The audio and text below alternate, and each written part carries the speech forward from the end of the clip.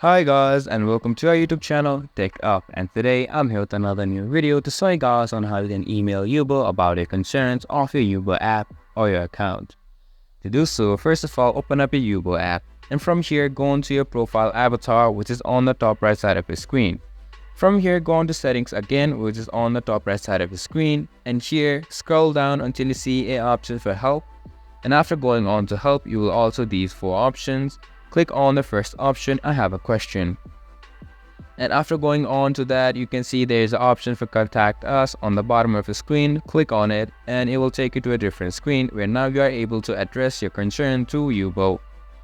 Here, select the type of request and also enter your description. From then, tick on the privacy policy box and now click on submit. And after that, you are able to email Yubo about a concern of your account or your Yubo app.